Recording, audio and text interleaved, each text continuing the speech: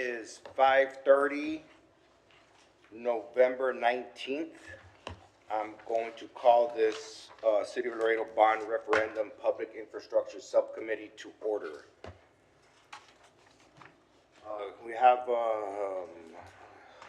Pledge of Allegiance. I pledge allegiance to the flag of the United States of America and to the republic for which it stands, one nation, under God, indivisible, with liberty and justice for all.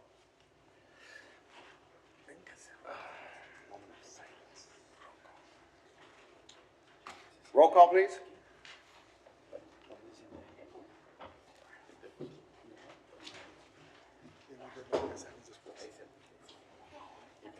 Good afternoon, members of the committee. Chairman Roquevela Jr., Present. Secretary Arturo Dominguez, Here. Vice Chair Juan Narvaez, Present. Mr. Gerald Schrebel. I believe he's joining us online. Mr. Schrebel?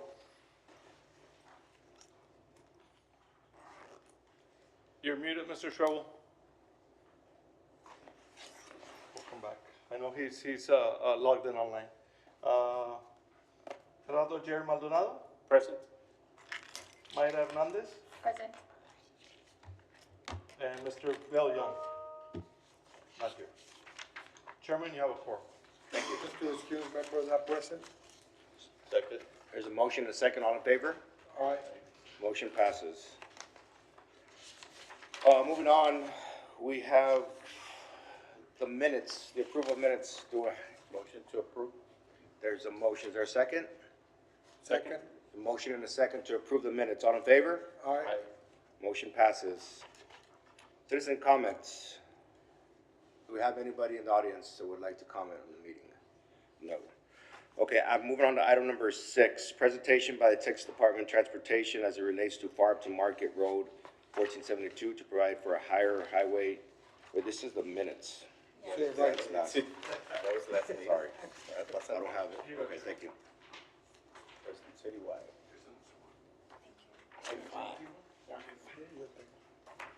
Okay.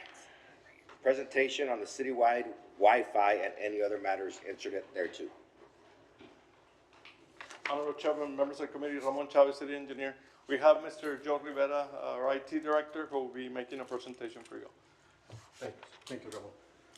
Good afternoon, everyone. Joe Rivera, IST Director. Good evening. I've also got our Assistant IT Director here. Javier Vasquez, Assistant IT Director. Thank you for being here. And so what we did is we put together a quick presentation. I will tell you that even as of yesterday, we were still trying to understand the scope of the ask here in IT. So this is not maybe as focused as you all would like, depending on what, again, the request is. But we wanted to provide basically an idea of what other communities are doing, what we potentially could do around this request, and some of the potential concerns and or benefits of doing this. So like I said, I've got maybe 6, 7 slides. I'm not going to read everything. We're going to try to go quickly through them, and then we'll take questions. Again, we're looking at, from what our understanding is of the request, is doing a public Wi-Fi coverage in the community. So I will tell you that the first thing when this was brought up to me about a week and a half ago, I think it was. First thing I thought is, well, what are other communities doing? And so I did have a conversation with FAR Texas, not last Friday, but the prior one, and just asked them because I knew that they had been doing some services, internet services for the community. And so I talked to the director and some of his staff, again, 2 Fridays ago, and tried to understand what their experience was, what they did, how they implemented and all this. I will tell you that this is not Wi-Fi, so I believe that you all are looking more for a Wi-Fi solution, but I just kind of wanted to give you an idea of what is possible, right?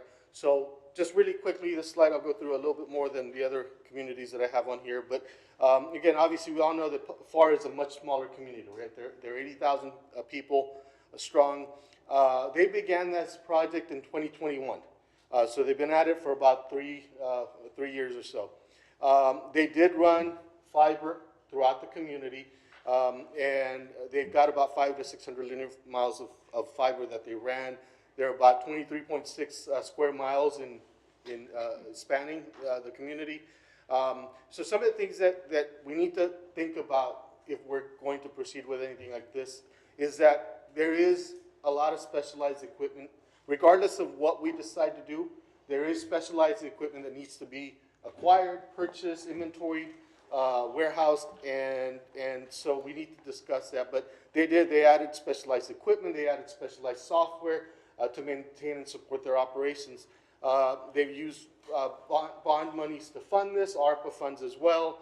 They currently have about 10,000 connections in the community for this city internet provided service. Now, in their case, they are charging for the service.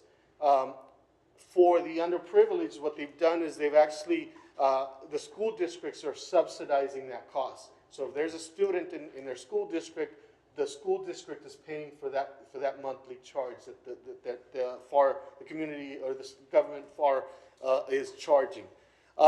So far in the 3 years, they spent about $16 million to roll this out. Okay, so that's kind of the experience. I've got a lot more. I talked to them for about an hour or so, and I've got a lot more information about details about technology and all that, but I won't bore you with that for now. Other communities that are doing similar things, McAllen, with a population of 140,000 individuals, they have deployed a fixed wireless network, which again is a fiber network.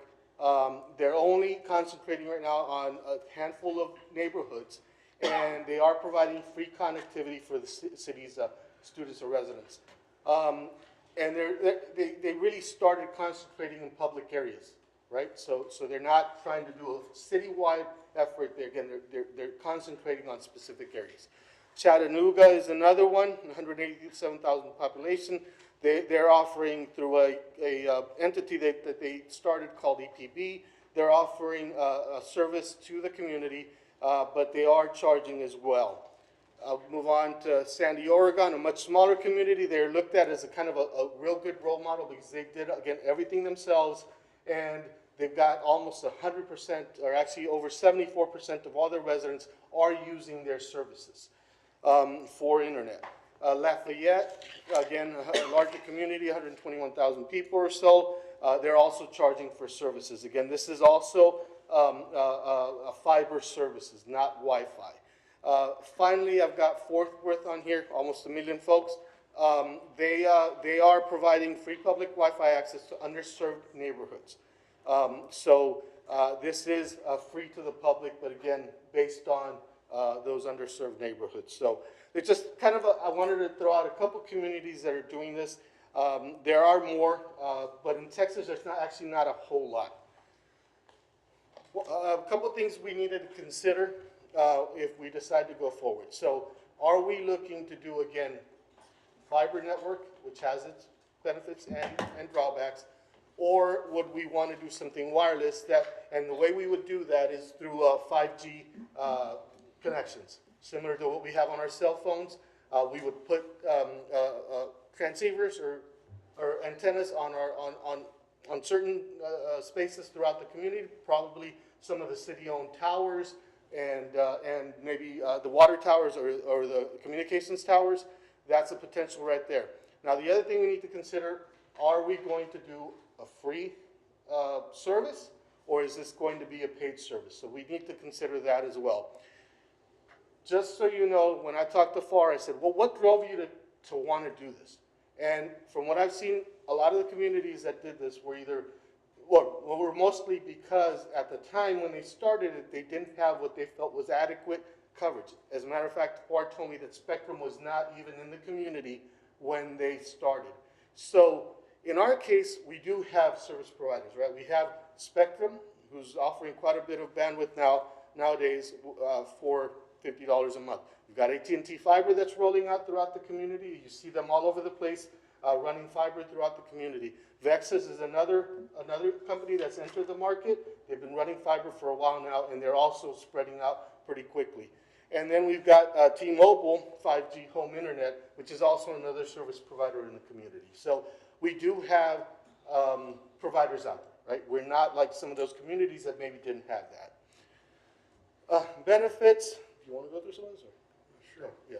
Yeah. So some of the benefits for the 5G wireless versus the wired fiber. Like Joe mentioned, the 5G would be very similar to what you have on your phones, but it would be a private network, so it wouldn't compete with your phones. It would be a service that if we put it on a tower, could cover a large area, and in the home they would get a device, either something similar to the T-Mobile Cube that you may or may not have seen a commercial for, or a device where there's an actual antenna built or put on the outside of the person's home to a device inside the home. So that's a consideration that would also have to be considered, the cost of those. So the implementation cost, one of the things that we would need to do is get fiber, no matter which choice we choose, we would have to run fiber to the towers, whether that's the water towers or communication towers, because that infrastructure is not there. That will be the path for the data to go through, for the internet to be served. Another thing that a benefit on the Wi-Fi side is there will be less fiber, so it's less intrusive to the neighborhood. There's not as many vehicles out there installing the fiber. If you've seen Vexus is all over the place. They're always blocking off roads. AT&T is doing the same. We would end up doing the same ourselves if we run this out there. Just how much of an area you want to cover is what you'd be looking at there. Some of the benefits of fiber is you can get a much faster bandwidth. You can see that at your home. Your home internet's going to be much faster than what you can get on your phone. If we did a wired solution, it'd be more or less having your phone cover your home. Fiber is also more reliable. The fiber lasts longer. The equipment lasts longer. It's designed specifically to be out in the environment. Fiber itself lasts long, and you don't get interference. We live on the border with Mexico. There's a lot of interference in the radio in the airspace. You can see it with the cell phone coverage in the radio now. There's dead spots all over the place. So that would be something that would have to be considered on the wireless side. Also on the fiber side, if we ran fiber everywhere, it's scalable. So as the technology evolves, the same fiber can be used to get faster and faster speeds. Where with the wireless, you'd have to gut it and put a new antenna, new services. You see that with the phones. They're always coming out with something new, 5G, LTE before that, whatever. Some of the drawbacks on 5G. It is susceptible to the spectrum interference, as I mentioned. It also has performance degradation. So when a lot of people are using the wireless, the speeds go down. So you start getting congestion issues, and that's also seen on our cell phones in town. And it also requires very specialized equipment and very specialized expertise. This is not something that IT professionals usually use. So we would have to get specific training on this particular type of equipment and the use of that equipment. Where on the fiber side, that would be more intuitive because it's more or less what we're using now. And some of the drawbacks on fiber is it's a very long deployment time. So it takes a long time to put fiber out there, and you can see that again with AT&T and Vexus, how long it's taking them to grow out in the community. Fiber is also susceptible to cuts. Anytime there's a cut, the service goes down, and we've all experienced that here in town. And then fiber is also difficult to grow out. So as the community grows, we have to throw fiber to that area and then branch it out from there. With a wireless solution, we could branch out to a single tower and give some coverage that way. So that's some benefits and cons for the services. So, again, we wanted to talk about what we would need to do either option.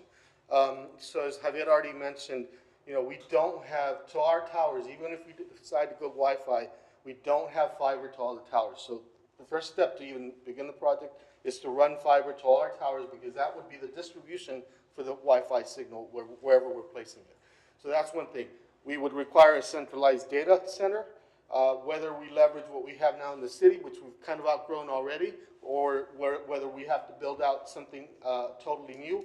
That's something we would have to decide once we have more details on how and where we're going to begin the project.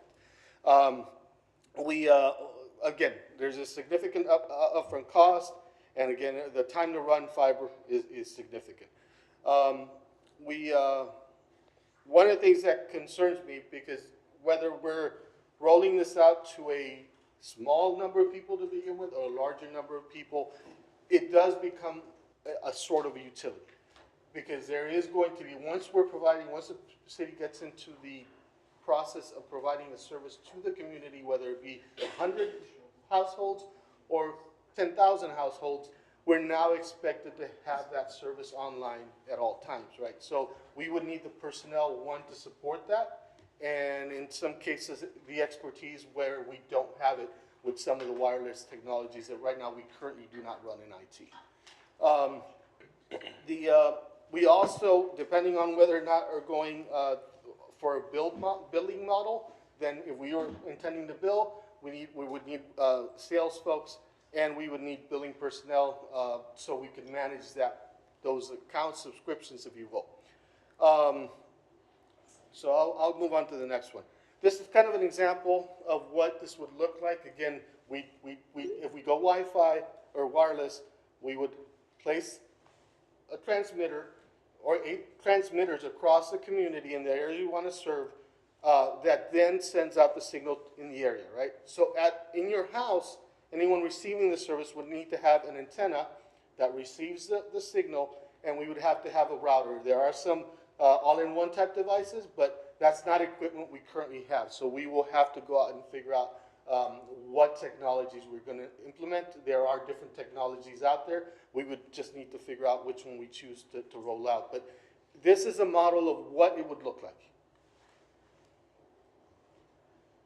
Requirements, we've already talked about some of this. We need to figure out the fiber to all the distribution points, antennas or towers. Again, the centralized data center we talked about. We need to potentially contract out a new ISP or service provider. We currently have a service provider that services internally for the city's needs. The bandwidth would probably have to be increased so we could send that signal out and make it a successful venture. Potentially, we would just contract another provider or a second account, potentially with the same provider, so that we actually separate the services internal versus what we're providing the community. We would need subscriber equipment, as I've already mentioned, network equipment, and antennas. Again, all that equipment that I talked about that would need to be placed both on at the distribution and on the receiving side in the homes. Just wanted to throw out a couple scenarios where we looked at something like this, not necessarily for public consumption, but earlier this year, we were asked to consider putting Wi-Fi out at the Fasken Rec Center. It was a very small footprint. This was traditional Wi-Fi, leveraging the network we had out there already. We were looking at covering no more than maybe halfway out to the parking lot, into the areas where people congregate. There's some park-like areas out there. And so we were looking at covering a small space around the Fasken Center, and we were looking at about $60,000 to roll that out. Again, this is a very small comparison. We also did earlier this year, we ran fiber out to El Eden Rec Center. We had to run about 4 miles of aerial fiber between Fire Station 2 and El Eden. That ended up costing us $288,000. Unfortunately, it was a long project. It actually proceeded, I've been with the city now a year, and it preceded me, but it took us 3 years to get there. Part of the problem was getting some of the permits. We had a lot of delays with city permits that had to be acquired, but mostly AEP and TxDOT, we struggled with that quite a bit. And so we finally got this completed in the last couple of months.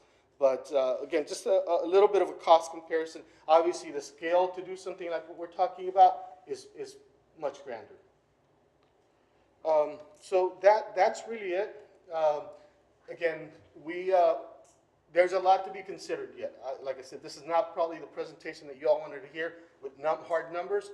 We're not there yet. I would need more time to really understand what we're trying to do, where we're trying to roll out, and then we need to work with consultants and potentially some providers to get some numbers, some real live numbers that you all can work from. Thank any you. Questions? Questions? Yes, go ahead. Commissioner? I like to see, not free for the city, for the whole whole city, but at least to cover the underserved. I don't know how you consider, how you characterize something that is underserved, and all the public libraries. Okay. I think that should be free. I don't think we would like to run Spectrum or anybody out of the city because they're not gonna get service. I think nobody's gonna purchase anything anymore. That's my So 2 cents. just, you mentioned public libraries, and we do currently have, there is a program called E-rate that subsidizes, through government funds, subsidizes Wi-Fi, internet and Wi-Fi to the space of the public library.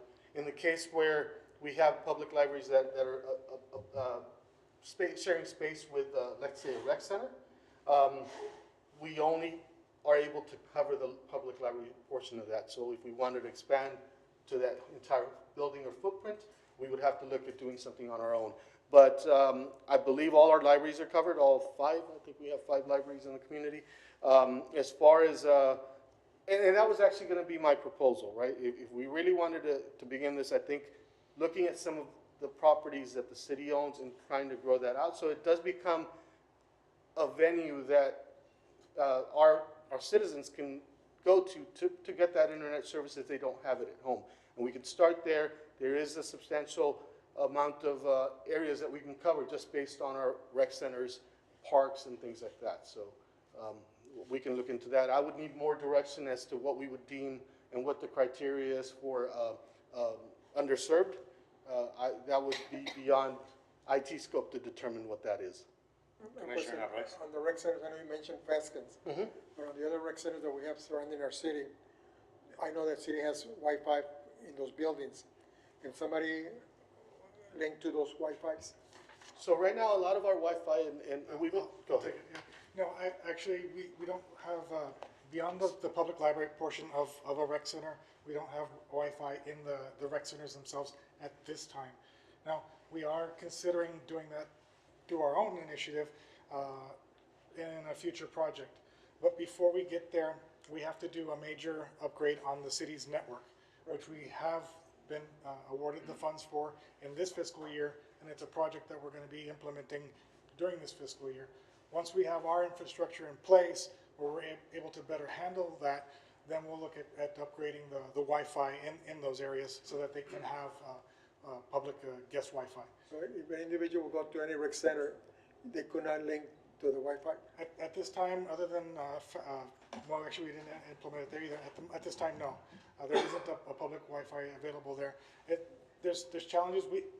For cybersecurity reasons, we can't share the No, I network. understand. Yeah. I understand. So we are working on getting, enhancing the city's network. When we do that, part of the benefits that we'll have is being able to separate that traffic from city's traffic, and then we can look at giving, The reason I was asking, because when I go see a doctor, you can share their yes. office. That's why I was Yeah. asking, there was something that could be done like that. That is something that we do want to, like I mentioned, we are looking to implement on our own initiative, and we'd be glad to see where you would prefer to go first. You know, the rec centers are on the top of our list. We are also looking at public buildings like this one to get guest Wi-Fi, because we do know that people come in here and they do need internet access. So that is on our list of things to do. We just have to build our network first, be able to protect the traffic, and then we can look at spreading out from there. Thank you, sir. Commissioner Hernandez. So one of my hopes with this item was actually, I'm interested to make our city a smart city. And I don't know if you have heard of the concept of an IT city or a smart city system. And so the purpose for a smart city system is really to analyze our traffic management, our smart parking, our waste management, energy efficient. But one of the things that I think came up last week was our public safety utilization. And so I know there's a way, and there's now AI integration, that if smart cities incorporate, we can analyze our data and then make informed decisions based on that. And that also helps us for grant writing opportunities with the state and federal government. Yes, actually, And so- we've heard from the health department where they've wanted to implement AI. Again, from a cybersecurity point, because I'm a cybersecurity professional, so Yes. we do need to look at that space. AI is currently brand new. there aren't many regulations around it right now. It's very exciting technology, and the capabilities are there. We just have to make sure that it's implemented properly. So just to continue on that comment is, are we piloting anything within the city that we could embed into the bond infrastructure I can to check provide with, support? I know the health department is looking at a grant of their own where they can do that.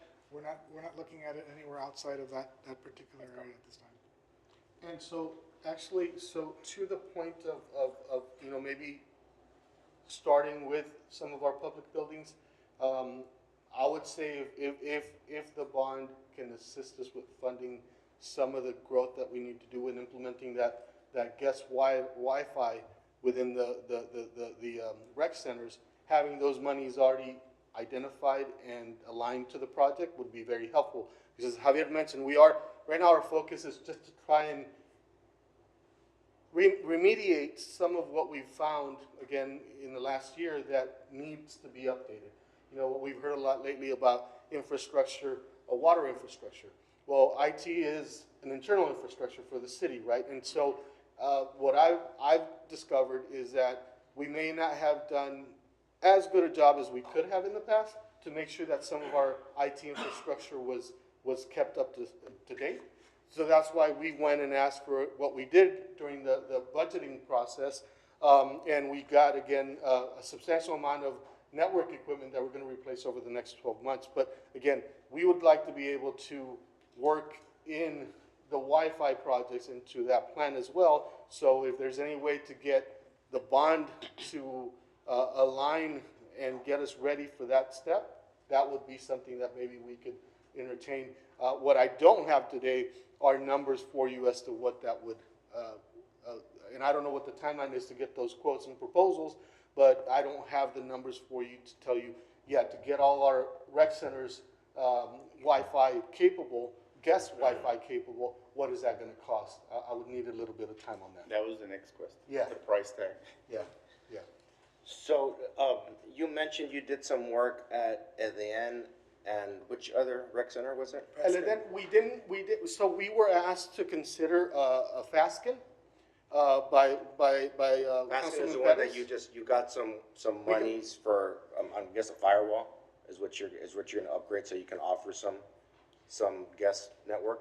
You just mentioned you got some money in this bond package. Oh, no, that's for This budget. network switches. So our infrastructure, and I don't want to get too technical because I'm not sure, but so a network, you know, is comprised mostly of network switches, right? These are the devices that allow traffic to Okay, traverse the network. so you're getting that So we're for, replacing it. you're getting that in just in Faskin? No, we're getting about 135 switches citywide at all our sites that we're replacing. And that will allow you to offer guest networks at all our rec That centers? will allow us to be prepared, so that makes us come current with our infrastructure for the most part. There are still some things we need, but that brings us to a state where we're no longer running equipment that's end of life, end of support, end of warranty. And so that sets the stage for us to be able to do a lot of the other projects, like getting a proper Wi-Fi network that works seamlessly across all our city sites, and to also be able to add the guest Wi-Fi again at those sites. And that you're getting right now through this current budget? Yes, That's already we've been done? approved. The network portion. Okay, and you also said that you had done some work in two different rec centers in the south side, I believe?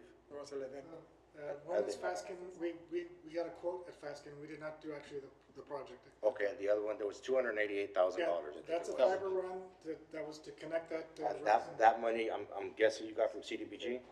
I actually am not sure how we Yes? got that. So we can use CDBG money for these types of projects, correct?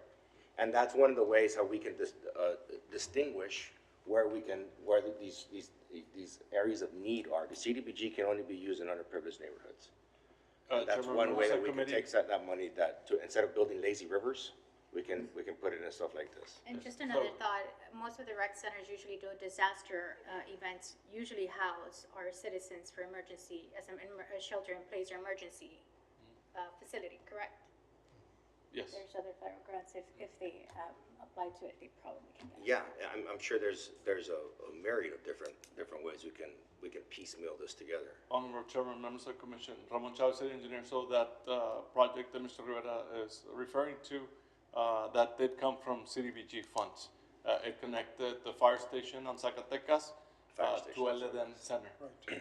To Eleden Center. It's about a 4-mile run. I was looking at the bid, and it's 22,000 linear feet. And Ramon, why did we decide to do that?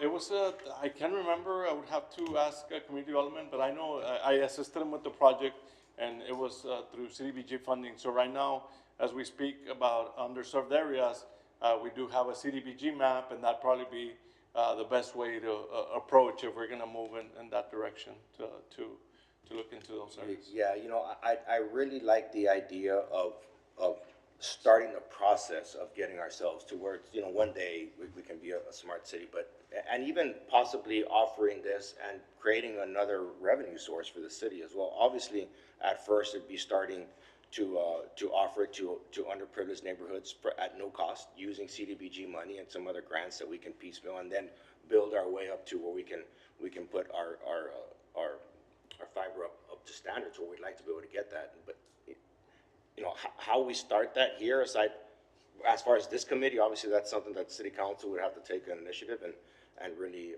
lead that charge. But here, I don't know. We have to plan it out. Yes, I mean, for us to be able to put this as part of the bond package and say, commit so much, I just don't know if that's something that we're willing to do right now. But it's definitely an idea that I think somebody in the city council should champion, and it's just about starting it, then it just kind of snowballs, As I mentioned, we are trying to build the city's network so we can do things like that in the future. The first step for us was going to be public Wi-Fi. If there's available funds that we could use through CDBG or anything, we'd Oh, they're there. You just got to pull them away from the council members. Yeah. So we have plenty of ideas that we can do with IT. Obviously, there's a lot of things that are technology based, but to get there, we have to get that foundation in place first. So once we do have our network upgraded over the course of this next year, then we can go ahead and implement things like public Wi-Fi and possibly look at, we have talked to traffic before about getting the traffic lights in there. So we have had those conversations. There's a lot that needs to be done before we can get to those stages. So we're setting the stage for ourselves to grow in that direction. Good. Commissioner Dominguez? Mr. Chavez mentioned that there's a map of underserved, no? Is that what I understand? That's essentially what we use. I'm guessing he was referring to CDBG. CDBG has, and they say it comes from the federal government. It really doesn't. DC doesn't allocate CDBG money to Laredo and says this part of Laredo is in need. That some council probably 30 years ago said these are the lines and that's where it's allocated. And it's essentially south of Saunders. Goes north a little bit. It's like the base. Like District 5, old District 5 when I was there had a little bit of CDBG, but the lion's share of it is 3, 4, 1, 2. So it's all south of Saunders, which is pretty accurate. I mean, that would be where we'd want to start. I would think. And there's public information on it on CDBG website, so there's a geographical design that has to be submitted to federal government. So it's public information, if the public wants to research. But I'm gonna guess that's what he was referring to. Any other questions, comments, motions? No? No? Thank you for your time, gentlemen. Thank you. Moving on to item number 7. Discussion with possible action on the Public Infrastructure Subcommittee's recommendations to be presented to the City Council for approval for placement on the special election ballot to include industrial parks, road repairs, and any other matters incident thereto. So basically, this is the 4th or 5th time that we've met. The big committees already met once, and public safety really took center stage at that meeting. And just for your information, right now they're at $360 million. It's been proposed, about 7.5 cents. It's gonna affect us if it passes, of course. And I thought, we'd talked about enough stuff. We have a couple of motions that are already there as far as the resolution to City Council the 2.8 to the fiber, I believe it's fiber, right, on Long Mines Road, to upgrade the traffic lights. That we had spoke about, Commissioner Dominguez, about maybe actually going to the RMA for that, or the MPO. I really like your idea of the RMA. I think this is a great project for the RMA, instead of setting a bond for that. And, so yeah, I thought it was time for any other motions to present to the big committee so we can move forward. Mr. Orfila? Good evening, members of the commission, John Orfila again. And again, we're pretty much almost the same presentation, we just tweaked the numbers, I'm gonna show it to you different. And again, same the cul-de-sacs, intersections. You've seen this one, again, intersections, 120 of them, 375,000 per, that's 45 million, cul-de-sacs 104, 221 million. State Street and Mile, 53, and that is with asphalt. That's 132 million. And of course, that number there does not include, if we were to divide that by 5 or 10 or 20 years, obviously it's gonna go up. The second slide, don't get scared. So there it's divided into 1, 5, 10, and 20 years. You have the improvements, the same number as the previous slide, 132 million. And of course, that's not gonna happen in 1 year. If we're dividing 5 years, that'll be 199 million in the bottom, total cost. In 5 years, it'd be 39 million per year. Same thing goes for the 10 years. That'll be 25 million per year. It's less, but obviously within time, 10 years, things are gonna double in price. And Mr. Orfila, what would be the plan to, what kind of time frame would we be looking at? This is gonna be outsourced, right? Depending on the number of years, again, we do have some very good qualified engineers throughout the city that we could distribute different industrial parks throughout the engineers to come up with a design, and then go out on bids, depending on how much money we have, and then get the hire contractors that can come in here and. In your opinion, how fast could it be done? In a perfect world. Talking about a lot of money, number one. Number two, it is a lot of work. Number three, we could not hit all the industrial parks at the same time because that would create chaos. So it's 1, 2 intersections per industrial park at a time. So it's not gonna happen. Again, it's gonna be an ongoing thing. As they finish one, they start the next one. Then the curing time of the concrete, that's what it's gonna take. And again, it's not you go in there and pave it and I'm out of here. No. Again, once the concrete's done, then they come in and pave in between the intersections of cul-de-sacs. So it sounds like 10 years. 10 years would definitely work. That'd be 25 million a year.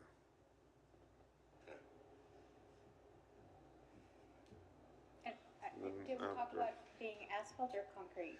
So the cul-de-sacs and the intersections are being proposed concrete, the actual thoroughfares, asphalts, but I know there's been some suggestions if we're gonna do this, let's do it right, and let's just do it concrete. Obviously, that's an added cost. And yeah, I guess we'll let him go through his presentation. The cost we wanted to know the cost per, to convert from paving asphalt to concrete is triple the price. Triple? Really? Yeah. So, we'll go back to And what's the life expectancy for those differences? concrete, Yeah. it's 40 years. Live. And If there's no water injected in the base, How many years you say concrete? 40. 40. As opposed to asphalt? Concrete's supposed to last 50, I'm being a little conservative. So asphalt 5? Or less. asphalt, what's Again. your opinion, or your expertise? A lot of the industrial parks, again, are still under the original overlays, and we've been able to maintain them. But if it's a straight away, no water, they'll last longer. There's still some good streets that are out there, but they're straightaways. So you're talking about 3.6 million per mile. Sounds a little high. Even in today's age. Concrete? At the RMA, they the difference was 33% between asphalt and concrete. Like this was. Right, but This it's different, was by you're talking city about code. heavy duty, industrial park versus residential. 6 inches versus 9 inches. This is Up to 10 inches. overweight by seal road. And steel. That would have to be, But 3 times, that's a lot of money. It still makes sense at the end of the day, though. Oh, yeah, 40 years, 50 years, absolutely. Sorry, go we're ahead. gonna have to talk to the city engineer, coming up with a plan on beefing up possibly the plan for future industrial parks that are being developed, where we can, get ahead. Yeah, that would be a wise We're working on it, changing the land development. yeah. Or we change him. Okay. That it? That's it? Got more? I have a question, Mr. Chairman. Yes, of course. Commissioner Schwabel. Thank you. Just reported clarification in regards to that, the language on that, on item number 7. When we're talking about industrial parks, there are specified or designated industrial parks that the city has, right? I mean, I'm assuming that these are specific industrial parks that are designated as industrial parks within the realm or the specifications of the city. Do you know how many industrial parks do we have, Mr. Arfita, in the entire city of Laredo that are designated as industrial parks? Good question. No, we have it. I don't think When I've do seen it. you recall? 30, An estimate? what's that, about 35, more or less. And to Commissioner's question, how do we, is it a zone that makes it an industrial park, or what makes it? Industrial, yes. And there's different types of,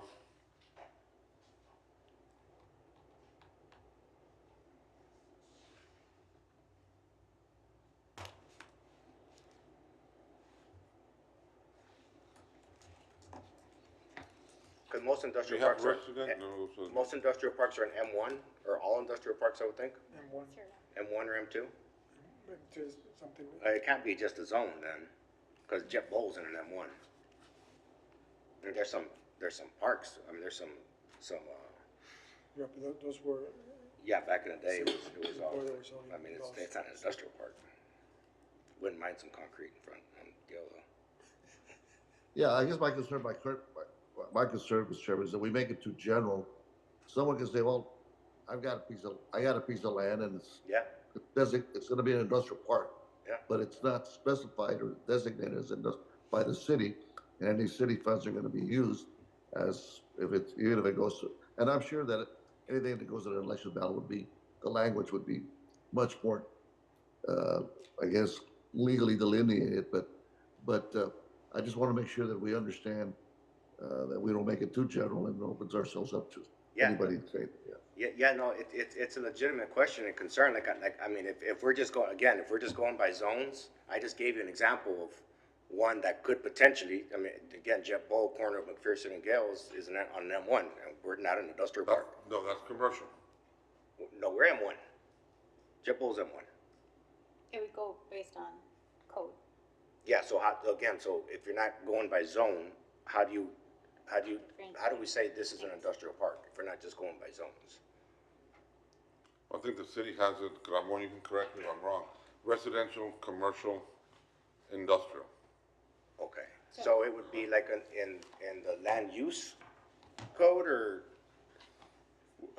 We have maps under our GIS division that identify those. At the same time, by plat, normally these industrial parks are labeled as such.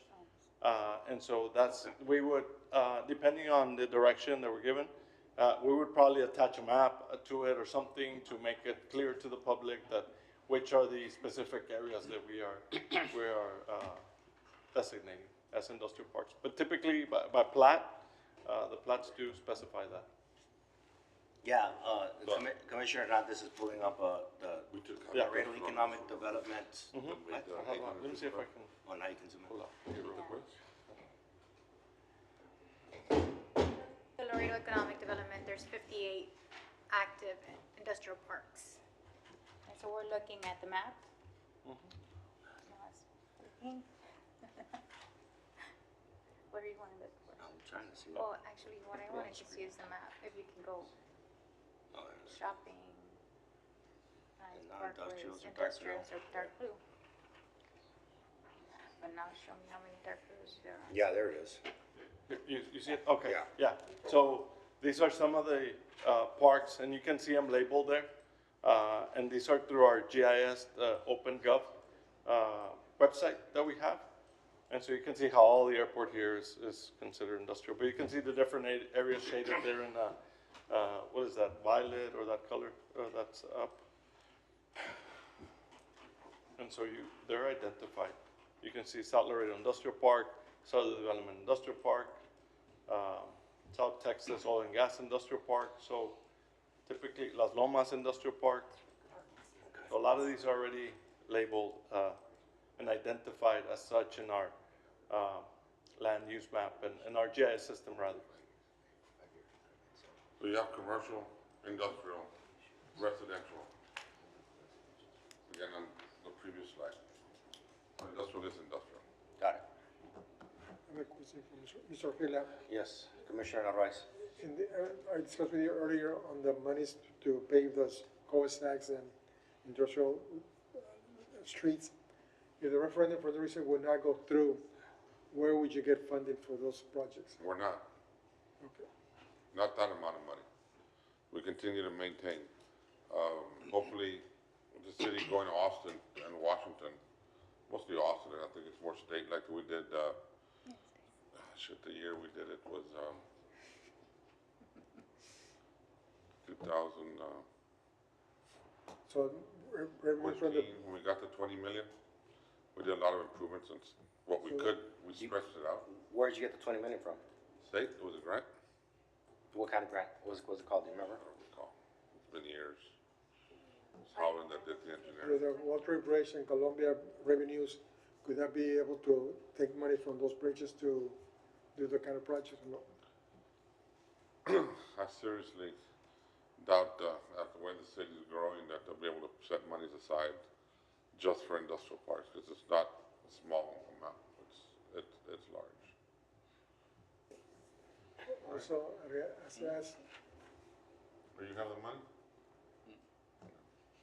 It's tough, I mean, the city keeps on growing and requests don't stop.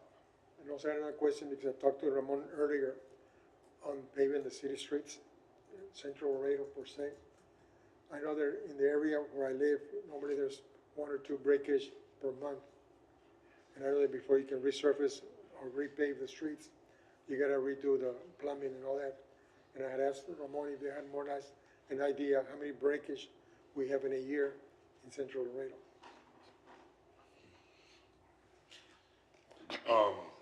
Again, breaks are gonna continue like they I always have. understand. But I know the city is moving pretty quick on a program to start, quick, within early next year. They should have several contracts going out to, engineer the replacement of water lines throughout the city. And they're the one to start, they wanna hit 7, 8, 9 different streets and move quick. Because before you can even resurface or pave a street, you need to replace. I agree. But, many times it's so bombarded that I have to resurface, even though I know it's gonna break. Right. Because, I mean, people just, just can't drive, they're not drivable anymore. But again, I know the cities after this water boil they're moving fast to, replace a lot of the water lines, throughout the city. Mr. We Kuda, do have a plan. I'm just, Hernandez? I'm just curious, how many grant writers do you have in your department? In my department, Yes, the city has, no, in your department, just specialized for infrastructure grant writing. I know community development used to have one, I believe, economic development might have one. But that specializes on infrastructure in your department, In my department, no. not I with. do the work. I don't Okay. work for funding, I should. And again, hopefully maybe we can get together and find some money in the state to, because again, if we shut down our Laredo bridges, not only will Laredo suffer, but the rest of the country will suffer. And I know it's already happened. Last week. Any other questions or comments? If I may, you know, the Laredo Bridge revenues, we understand that it's allocated, right? It goes into the general fund, and we need to think of the bigger picture. Yes, our trucks cost the damage on Mines Road. I know that. But we also are the ones that pay the bridge tolls. And maybe it's not even gonna happen in my lifetime, but council and our city management needs to see that some of that money needs to start being allocated to fix our own same problems. We generate our own money, and not put a burden on the city to find other alternative ways to fix the roads that we damage, but we also contribute over $60 million to in bridge tolls, right? And that's I why know. I asked the question, because I don't believe that citizens want to spend money I agree. paving your roads. I agree, and it's something that we, as a city, we see that money and we use it. But we should think of ways to put it back into the industry that's giving us that money, and not put a burden on the rest of the citizens, or vice versa, don't go to the industry and say, we need to raise the bridge tolls because now we gotta fix the roads. What do you mean? What are you doing with the rest of the money, you know, all these years? So it's one of those gray areas that it's uncomfortable, it's an uncomfortable conversation, but Did you hear the conversation that happened last week with Fire and PD? Pretty much, general fund would eat, if the bond passes for what they're expecting or hoping for, it's going to eat eventually from our general fund to subsidize the need for more personnel. My question to that committee, now that I've done some research and an opportunity to digest that information, I want to know how many of our facilities that are under PD stewardship are vacant right now without personnel. So that is a critical thing that we need to think about. So yes, I agree with you, the general fund is available, but not if other areas of this bond referendum pass without first digesting the information and just moving forward, approvals, Yeah. without first carefully having an oversight of everything that's being proposed. Just a I agree. thought. It's only like $80 million of bridge revenues, More or less. on or about, ballpark figure. It should be You 60. 132, maybe 13K or 13 million, 10% of that revenue should come out of the bridge fees. That percentage, not the whole bond amount. Take her talk about it all day, but. So, I don't, doesn't sound like we're gonna have a motion come out of this, which is I expected, to be honest. But I think this item is broad enough to allow me to put a resolution on the floor. And I had mentioned a couple of meetings ago about the Charter Revision Committee that I was a part of a couple of months ago, where we proposed to the city council taking 5% of our property taxes collected and dedicating that towards street paving. And also taking 5% of all money left over from the previous year's budget and dedicating that towards street paving as well. And mind you, look, a big chunk of the bridge money already goes into the general fund, so it gets commingled. So this is kind of a way to be able to take that money and dedicating it towards street paving. I would like to entertain a resolution by this committee to allow me to take that resolution to the big committee and then ultimately to the council, saying, here I am again, and I said this in the committee, the last big committee we were in, I said, here I am again with a completely different cast of characters, and you tasked us for 300 and something million, and we're coming back to you with no, but let's try this. Completely different group of people. And maybe with this time, they will take that, and I don't know if it'll allow, if law allows, I don't see why it wouldn't, allow us to put those two amendments, those charter revision amendments on this ballot, along with this bond referendum. I don't see why we couldn't do that. And this would, start to force us to be fiscally responsible and forcing council to say, like, the people just aren't okay with this. But there is a need at the same time, so we got to do something. I have a question. Mr. Mata, on last meeting we had with the entire staff, members, Chief Landin mentioned that you ever have forecast for the next 5 years in revenues. Right, and so I was gonna add to that as far as as we consider all this information, we do have to make our projections within the 5 years. But we have 3 years from the time we receive the funds to expend it, and we get an extra 2-year extension if the project's already ongoing. So it doesn't keep us from issuing asking in the referendum for a 10-year, but we will issue every 5 years, if you will. There was some asking the question because when Chief Landin said that, those remarks, we are concerned about the border, like Mr. Orfila said. We know what's going to happen with the bridges if Donald Trump decides to shut it down or something, he puts tariffs on Mexican products. The sales tax is not going to be there. The revenues are not going to be there. So these are things that we need to consider. Do we going to bring this before the voters to vote on something that maybe who knows we're going to be able to pay back the bonds, because everybody's based on property taxes, but the valuation starts decreasing. So those are things that I couldn't understand from Chief Landin when he said we have this forecast for the next 5 years, but they're just numbers, they're not facts. Now, we are being conservative on our asking, so when we go to bond, and we do have built-in contingencies to whenever we do have these situations that may possibly come up. Again, the investors, the rating agents, they won't lend the money unless you have those forecasts. Yes, right. Well, by law, council member, by law, in the CO, if for some reason a municipality or government can't make that payment, then by law, property taxes need to increase again. So it's sales tax and all that other stuff doesn't matter. These COs are tied specifically to property taxes. And if by some reason people start, abandoning their houses and they're not paying property taxes or whatever it is, and you know what, you need to raise property taxes till you get back in the black, is what would happen.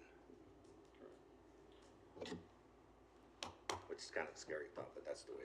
It doesn't happen often. I'm sure it has, but it doesn't happen often, if ever. At least in the time we were in, it never happened. Yeah, but then again, the whole world shutting down never happened here, not in our lifetime. And not just the border, but you see the peso that it's going up. Yeah. And that's when they don't come by, there's no more sales tax. Well, actually, they don't pay sales tax, but they get the perimentos. So, I'm entertaining a motion for resolution. Nobody said I couldn't do it, so that's stopping me. When I say entertaining, I don't, so a chair should not make a motion according to Robert's Rules of Order. So I say entertaining, I'm asking for somebody else to put the motion. So moved. One question, another question. Sure. Do we need legal counsel to put the referendum in the ballot or? Yeah, the council's gonna have something to say, but it's a resolution going back into city council saying, this is what, again, a second group of individuals, your chosen individuals, coming back with the same suggestion. The only thing I would caution you is that resolution would be out of the scope of this purpose of this committee. So. Yeah, it would be, but it's not. We're not taking any real action. It's a resolution, and other than the agenda not specifically asking for a resolution, it does say any matters incident there too. So we're still talking about paving. We're talking about street paving. We're talking about ways to finance street paving. So I don't think I'm going to get arrested for a Texas Opens Meeting Act violation. I feel comfortable with that. Just for clarification, Mr. Chairman, I'm just of course, yes. Gary Schweppel. Are you asking us to consider a motion that makes a different recommendation that was proposed that a charter revision committee did not adopt? Oh, good question. It's a resolution.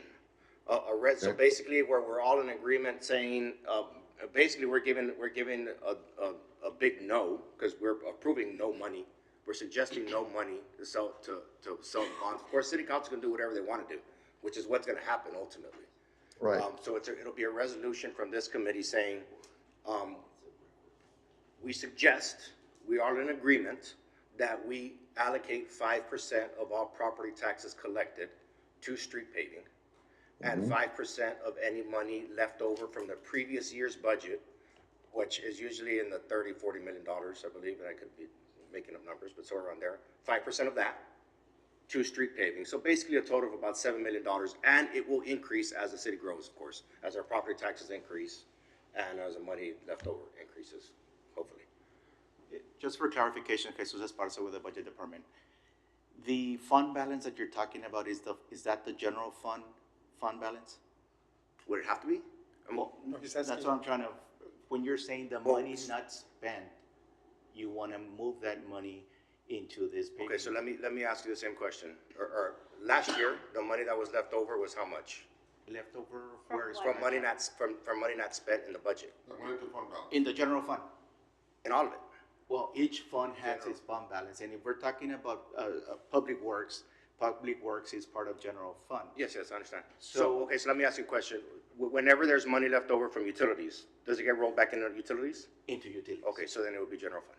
Yes, and that I would caution again, because part of the strategy that we're having to get us in a position, a financial position, that when we go out to issue bonds, the movement now is that fund balance has to be higher. Normally, we are required to have a 15% fund balance right now.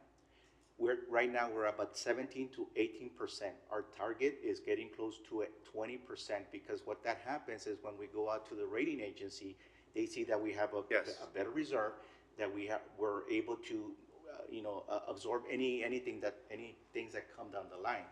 So if we start moving money from our fund balance. No, I'm not talking about fund balance. No, you every year, and this is the discussion we had at the big committee, it was this committee. I was under the assumption that we were drawing down from the fund balance. Absolutely do not want to do that. That's bad for business. Talking about money left over from the previous year's budget. Right. Money left over from the previous year's budget is rolled into the next budget. Some of it, I'm sure, I hope, gets allocated into the fund balance.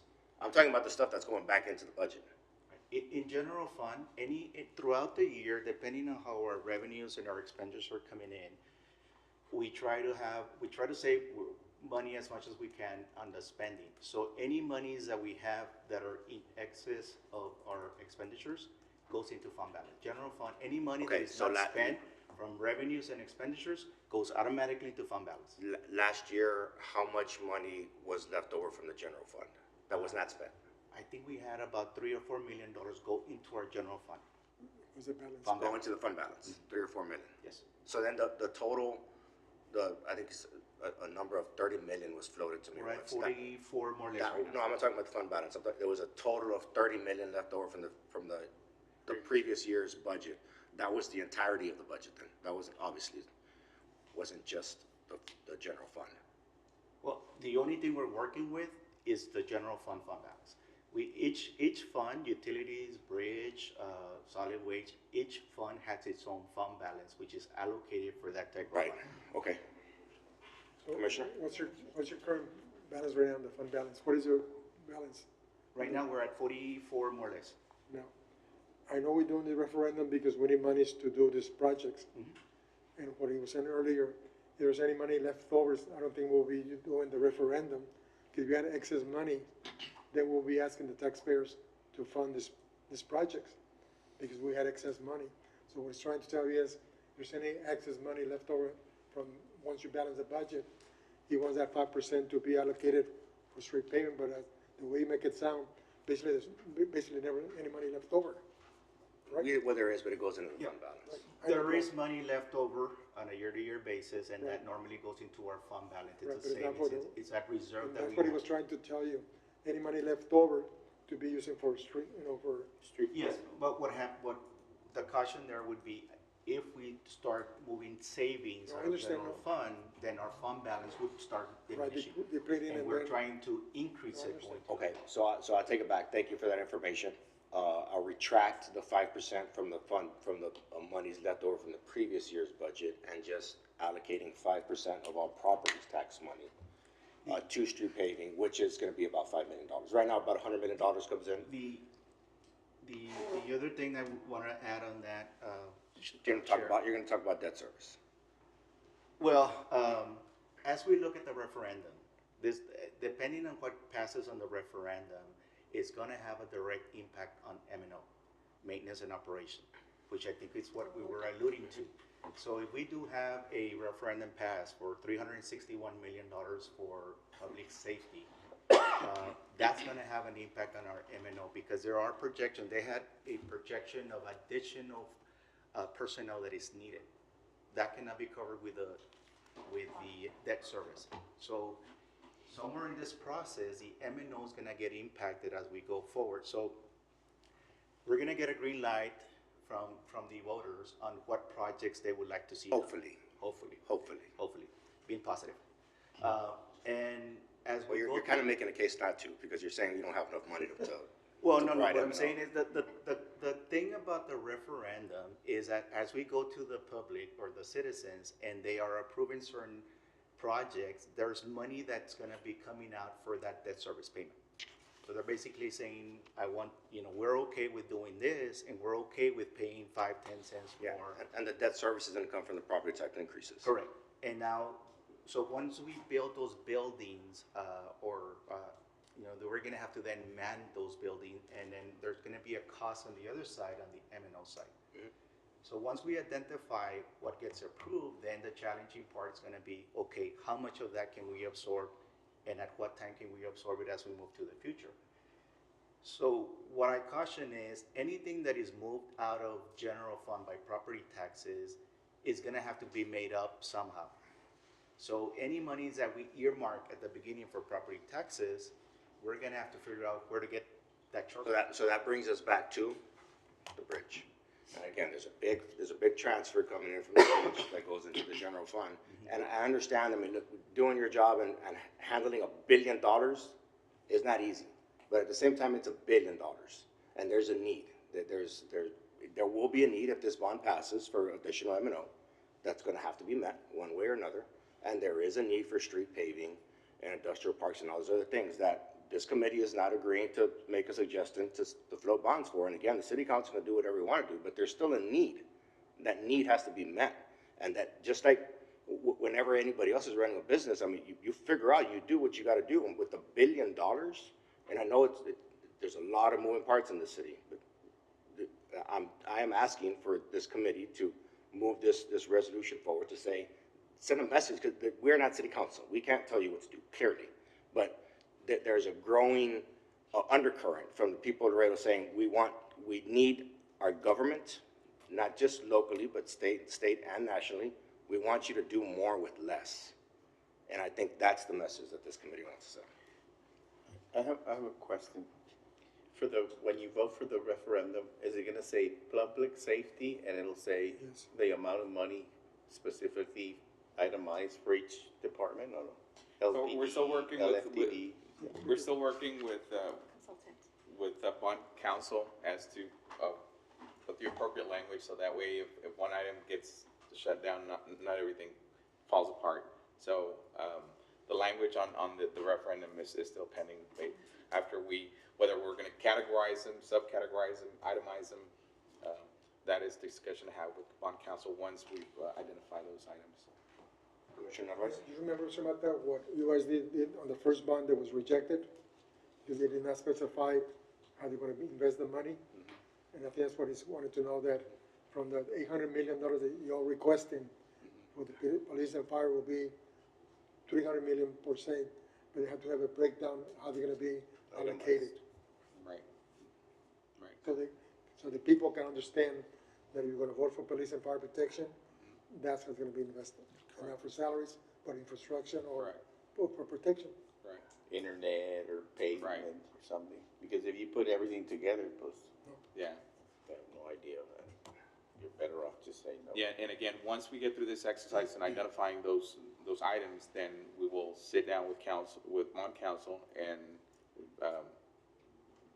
have the correct language or break it down how where the referendum is going to have success. We would like to see itemized information for people to vote. To Mr. Mata's point, I think that the committee these are identifying the needs that the department have as it relates to the items that are going to be put in the referendum and to take to the citizens. I know Mr. Orfila has a challenge every year because there's a lot of streets to be paved, and he has limited monies that he receives for this paving program. So outside, having a referendum and having additional monies come in, it's almost an impossible task for him to keep up, on the paving program, because it's a resurfacing and it's a reconstruction of those streets that he's working on. So this referendum is an opportunity to try to catch up with some of these paving programs on both the residential and the commercial, like he says. We have been paving, we have allocated monies every year through the budget process, through a combination of COs that are paid through the debt service, property taxes, a combination of monies that come in from bridging to our CIF fund, where we also fund some of the paving for some of the paving programs in there. So we have those current funding mechanisms, which is not enough to get ahead of the paving program that he has. So this is an opportunity for that paving program to be able to get some funding, if approved, and be able to make some headway on some of the paving programs or street paving that he has.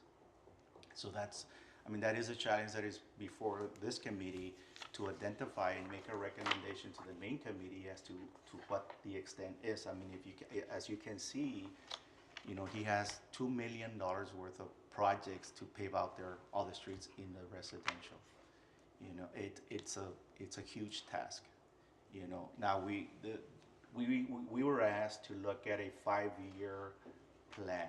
So because of the mechanism that the money has to be spent. So if we were to approve a $500 million project, and we get the authorization, then within the next 5 years is where we're going to have to allocate and be issuing that debt to be able to do those payment programs. Commissioner Narvaez? Mr. Sparsa, I had a phone call that I made to Richard Rain before we started this, a couple of months ago. And I asked him through the license registrations if they would tag every motor vehicle, non-commercial, a $25 tag. This way, at least me as a motor vehicle driver, I'm gonna pay $25 to across the street for my license, and use the $25 for street paving. Commercial trucks, instead of paying $25, they can pay $100, 18-wheelers. And commercial trucks, the small, $50. And Richard said that could be done through a legislator bill, to where when you renew your license, they'll tag you $25 and use those money strictly for street paving. Because again, most taxpayers, like I am, we don't know what is gonna be my tax bill next year. As it is, we're paying a lot of taxes. Every year, the valuations are going up. So you're gonna go out, you're asking us to pay 10 cents per 100. Then the appraisal district every year goes 3-4% on the values. So in essence, we're paying 15-16% per 100. But to me, in order for us to pave streets, I think if we could talk to the state legislative agenda and say, can we do this? And Richard says it can be done. To take $25 for non-commercial, when you're in your license plate, you use the $25 for street paving. 18-wheelers, $100. The other mid-sized cars, commercial trucks, $50. So those monies can be allocated just for street paving, and you don't affect the taxpayer. So when did the RMA start, like 2000? RMA started in 2014. They started in 2014. 2014. They collect $10 of every license plate. And they've collected 21 million total since they started. And where are they? Another? Where are they? They haven't, but what I'm saying, that's for $10, they've collected 21 million since they started. Is it a lot, That's or is the it whole little? Yeah, the whole county. That's the whole county. Just so you have an idea No, I understand. how much money would be Yes, sir. collected. You would collect $42 million if it was $20 A year. A year. No, since the RMA Oh, I'm sorry, started. started. Oh, no, yeah, it's like it was like 3.4 million first year. It's probably a little bit more now. Probably in the 5 millions now per year. So you haven't. So again, the objectives are to identify and prioritize the needs, and then further dialogue can be had with the main committee as to what those items are gonna be pushed to for further discussion on whether they're gonna be accepted as presented or modified or take other avenues that you would lead to council. So that you can make those recommendations at that point. We look like modifiers, no? Mr. Chairman, Yes. so now, I think, listening to your remarks and the other committee members, I tend to see the value, the importance of this committee making a resolution of a recommendation to dedicate a percentage of funds specifically for paving. 'Cause that's what you're asking for, I believe, you know. Yes, sir. That's What correct. percentage that is what I'm kind of in a quandary. I can't determine what an adequate amount would be, but I see the value of dedicating or earmarking specifically, you know, a set of funds from ad valorem taxes or from the, you know, for the purpose of paving. And that resolution would be worded in a way that says that we would recommend, as a form of resolution, we would recommend that amount be dedicated specifically from ad valorem taxes for purposes of street paving. I could support something like that. Is that what you're asking for? Yes, sir. I'm asking for 5% of ad valorem taxes collected. And mind you, right now, it's about $100 million. And when I was in council 8 years ago, it was $70 million. So obviously it grows every year. So right now, 5% would be $5 million a year. And one of the things I like about this is, look, I've always called the general fund a black hole. And one of the reasons why it's a black hole, and God bless public safety, and I've always said, you can't put a price on what they do until you're a council member, and it's your job to put a price on it. So one of the reasons why it is a black hole is because anytime there's more money, their unions are very organized, and they go and they get as much money as they can. And right now there's a bond referendum, and their unions are going to get as much money as they can. And I'm not faulting them for that. That's what they do. But if we were just to shrink the cookie pot a little bit, if you will, the cookie jar, and by taking 5% of ad valorem, then that much less money that we have earmarked by charter, not by a motion for city council, but by charter. Now it's a charter, it's the Bible, it's our constitution, the city of Laredo. City council cannot do anything else, they have to do that. Then you take some of that money out of the pie so that public safety can't go in there and take it. Yeah, and for purposes of discussion, I think that has merit, similar to Mr. Maldonado's comment, that I think it would have merit that perhaps a portion of the bridge revenues could be also allocated for, for projects to improve, roads and improvements related to trade areas, industrial park areas, maybe major venues, avenues, thoroughfares, that are related to the trade industry.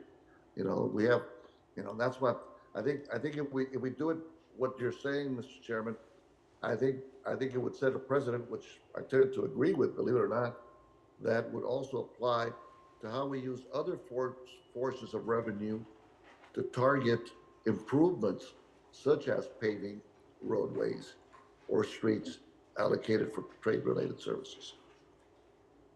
That's why I'm leaning in agreeing with you that I think until we specifically, lack of a better word, I don't know what it is, earmark or dedicate specific sources of revenue targeted for certain areas of improvements, rather than just allowing it to go to a general fund and having the city council break down the budget, because obviously it's we fall behind. Am I making? Yeah, no, I like your train of thought. It's much more aggressive than I was anticipating. But I have a feeling on what the comeback is going to be here in a little bit. Right, sure. So what we can recommend, all we do is recommend, Yeah. right? Yeah, of course. But I think the message that may come out from this committee, if our fellow committee members agree, is that until we designate specific sources of revenue and target them for improvements, okay, that are a benefit for the benefit of, of both to people and business, right? We're gonna be tackling with every council member, just cherry picking where the general fund is gonna go, understanding that we have obligations, you know, for future obligations related to debt service. But that, I think there's value to what we're discussing here. I agree, Commissioner Narvaez? Mr. Esparza, I'm glad you stood up. Based on what Mr. Trevo is telling us, when you all balance the budget, did you all consider doing something like that to allocate funds for street paving? Jesus Esparza with the Budget Department again. When we do the budget, for example, this year we allocated $5 million of that bond issuance that we did, which is paid through property taxes. That debt service that we issued for $5 million is paid out of the debt service portion of it. There's also another portion that comes in through Bridge. Bridge takes 50% of their tolls, which is, you mentioned, approximately $80 million to run out numbers. General fund brings in $40 million into the general fund operations. And then the excess money that is left after that goes to our CIF fund, which is our contractual capital improvements fund. That fund also provides monies to street paving in the approximate, depending on how the year is and how much money is left over in Bridge. We have another $3 million that come in Bridge approximately. So in essence, in any given year, Public Work has about $8 million to $10 million to work on paving projects. So there is a mechanism right now that is moving monies from Bridge into our CIF, which funds some of the paving projects that he has.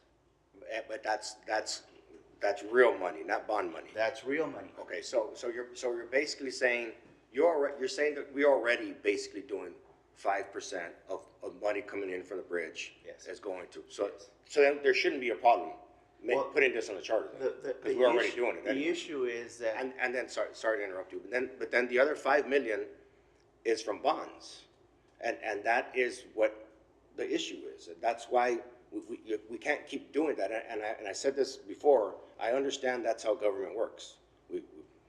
Government borrows money and overspends. I mean, that's a lot of the reason why the United States is the way the United States is, but we have to draw the line somewhere. We have to stop borrowing money to pay for something, to borrow money at 10, 20 years, 30 years for something that's in the last 5 years.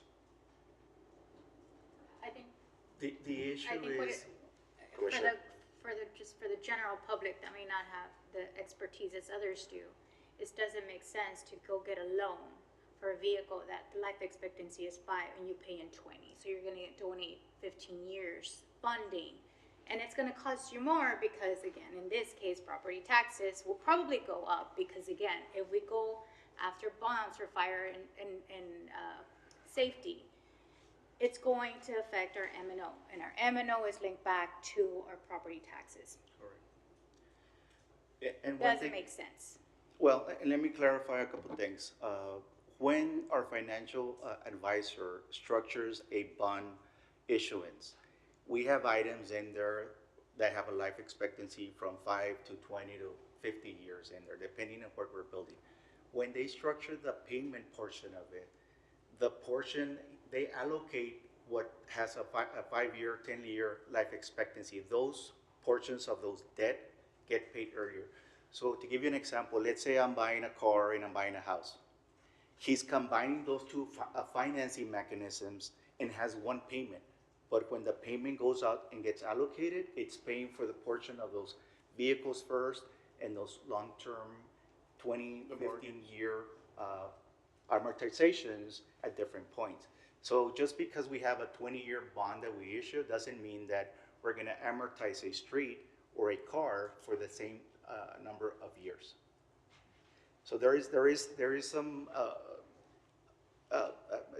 methodology that goes into that payment mechanism that pays back. So you're saying that you sell bonds for 5 years? No, we sell bonds for either 15, 20, or 30 Yeah. years, depending what the financial consultant is recommending. When they structure But you're putting more towards the principals, are you? But you're Yes, still you're paying out you're that still portion paying. first. Yes. Yes. Yeah, but, And there's, I've I heard, think, I I've think heard there's a, that comment or that there's a rationale that fallacy we're to that paying for argument. something Sorry, that's so gonna last. Commissioner Schwab, I'm sorry. I think there's a, I think, I've got a question in regards to what you're saying, Mr. Esparza. What if you did not have any bridge toll revenue? Any what? What if you did have, if you had no revenue, let's say that bridges were all free, okay? So what would your sources would just be what? Ad valorem taxes, sales tax receipts? What else? Those are the two main revenue sources. Okay, those would be your top revenue sources. Correct. Like many cities have them, right? So, but the challenge that we have is that we tend to take revenues, other additional revenue sources, throw them into the general fund, throw them into a general, and to basically becomes a big pot of money that's available to leverage, of revenue source, to leverage out there, to borrow against, but then it's at the discretion of the city council, to say how they're gonna allocate the funds.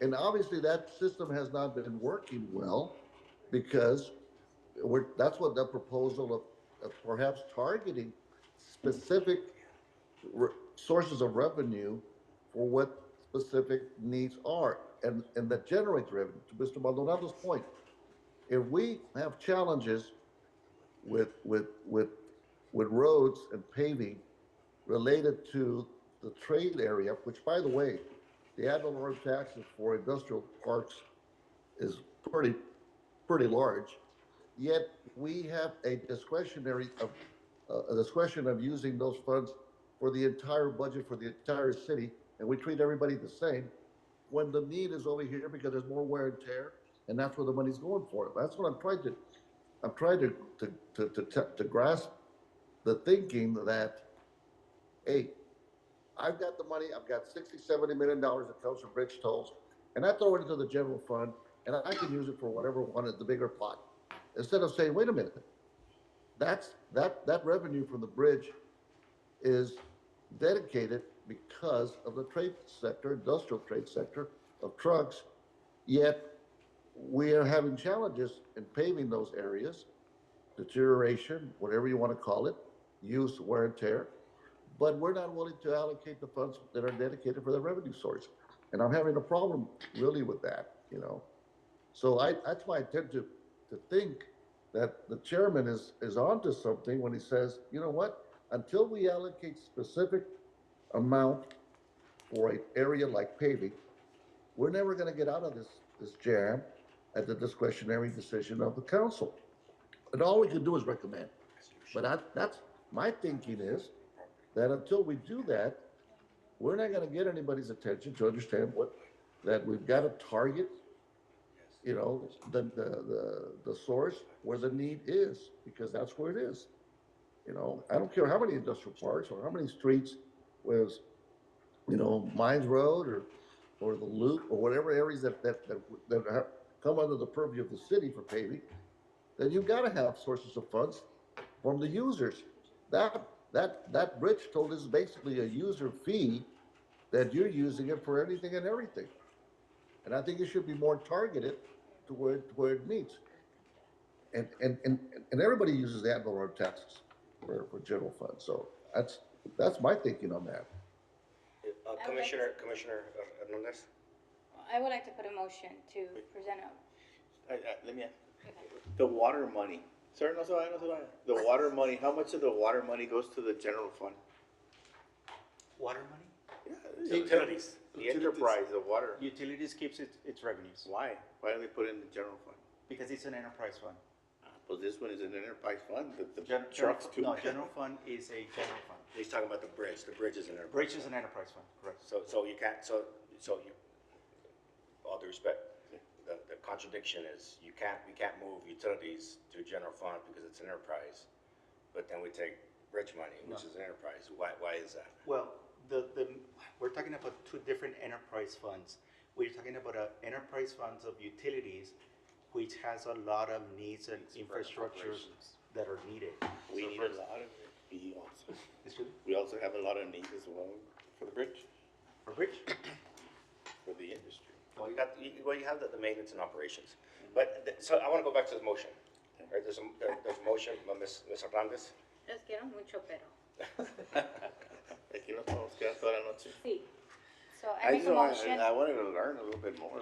Yeah, I think I learned Qué enough. buena manera de I usar el motion a dinero. resolution to, request from city council to adopt 5% of property taxes be dedicated specifically for street pavement. There's a motion for a resolution on the floor. Is there a second? Second, resolution or motion? Resolution. No, We can't tell them. We're just, it's just us saying, Recommendation. this is what we think you should do. And it's basically just, again, a unified voice. And we're not gonna ask for the past. For the ones that I think at the end of the day, they do what they want to do. But I would really, I mean, again, this is a second group of individuals proposing the same thing. And now on top of that, we're telling them we're recommending no floating of bonds for what they asked for. And again, they're gonna end up doing what they want to do at the end of the day. Doing a second or? Second. The motion, there's a second. This is Give me a not to second. take away. Discussion, give me a second. Okay. The discussion, Yeah, in the discussion, and I'm supporting the motion, the motion for the resolution. I have a feeling you want to amend, Commissioner. No, I'm not trying to amend, I'm not trying to amend, I just for discussion purposes. Okay. Just for discussion purposes. I think that, because I took, you and I know there's gonna be a kickback on all of this stuff from some individuals that may not be in favor of what we're proposing here. But I think we're gonna get caught in is on the 5%, and the people are gonna get into what percentage is adequate. But I think we should move forward with putting it out there anyway, and until see what kind of reaction we get. So that's all for discussion purposes. I'm not trying to amend the motion, recommend anything, so I call for the question. There's a motion and a second. All in favor? Aye. Aye. Against? Motion passes. I've always said, Commissioner Schwab, you either love me or you hate me. And sometimes it's the same person does both in the same in 1 week. Okay, anything else? Again, You were gonna say, I was sorry. gonna say, just to remind not to move away from identifying and prioritizing the needs of, Yeah, I know I don't know what else to say other than this commission has spoken, and there's needs, that there's also other ways that we feel you can meet those needs. And I know there's the two other committees, two of the other four committees are coming back with nothing as well. One of them came back with floating COs to fix our water, our utilities infrastructure, which you can't do, so I think there's going to be, aside from the public safety one, which, to be honest, I was a little surprised at with the number that came out. Aside from that, I think there's going to be a surprise by the council of what's going to come back to them. And, what they're going to do with that, I don't know. I mean, it's right after an election year, so you tend to be a little bit more comfortable to do some stuff after that. But it's going to be surprising. I really appreciate and thank this committee to putting that resolution together, because it allows, it's us speaking, again, just like that the Charter Vision Committee did as well, and hopefully that resonates with them. Anything else? Item And number I think, 8. I think also agree, I agree with you, Mr. Chairman. I think it's also good to send the message that we've got to think out of the box of other ideas. Because as I said earlier in prior meetings, if we want to continue doing the same thing,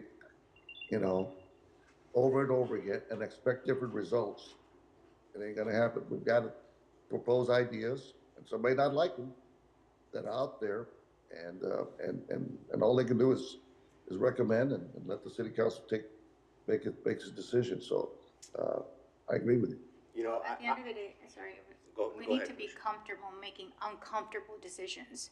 And so, though it may not be a popular response from even our city employees, we want to make sure that they also know that we do appreciate everything that they do, and we know that it's not easy doing what they do. But we also understand, and again, I think this committee, I can't speak for the rest, but this committee did the research, and again, we did not make just a light decision. Rather, we did the research and spoke to the individuals within our city and within other entities that can provide oversight to make informed, effective decisions that may be popular, may not be popular. It's like if you see a movie 3 times, you want a different ending. It's the same movie. Yeah. Same thing, I- same ending, no? One thing Commissioner Schwab said early on that resonated with me, because I say two things to my children, not as often anymore, but when they were younger, and to my staff for that matter at Playmore and Jet. Doing the same thing over and over again and expecting a different result is the definition of insanity. And I told my children when they were younger, said, you're free to make any decision you want to make. It's a free country, but you're not free of the consequences of that decision. And that is why there's elections, and that's why there is a constant turnover in the people that represent us. The problem is that we have had the same type of behavior over and over again. I'm really proud of this committee for taking the stance that it's taken and sending the message that it's taken, and things got to change, and I understand it's not easy. It's not. $1 billion is a lot, but it's not at the same time, which is crazy. Because when you're in council, like, it's $1 million, everything's $1 million, right? $1 million this, $1 million that. But still, I mean, it's been a difficult 4 years. Interest rates have eaten at people. These high appraisals has eaten at people. And, you know, look, the fact that Webb County went red for the first time in 112 years, if that doesn't say something, if that doesn't tell you that people, even in Webb County, no longer want big governments. They want a change in government. I mean, it should. It should tell you that things are different. And we'll see what happens. So moving on to item number 8, discussion with possible action on the selection of location, date, and time for our next bond referendum infrastructure subcommittee meeting and any matters interested thereto. I don't know that we have a need for another meeting, but I'll let you guys motion or not motion, or discussion. If I may, just that as you consider the next meeting, remind you that the main bond committee will be meeting on the 10th of December 10th? Okay. And we can always, if something were to come up between now and then, we could always communicate with Mr. Chavez via email, but I don't think we'll be meeting again. I think this was probably it. So that being said, can I entertain a motion to adjourn? Motion to adjourn. Second. There's a motion and a second. All in favor? Aye. Aye. Motion passes. Thank you very much. Good night.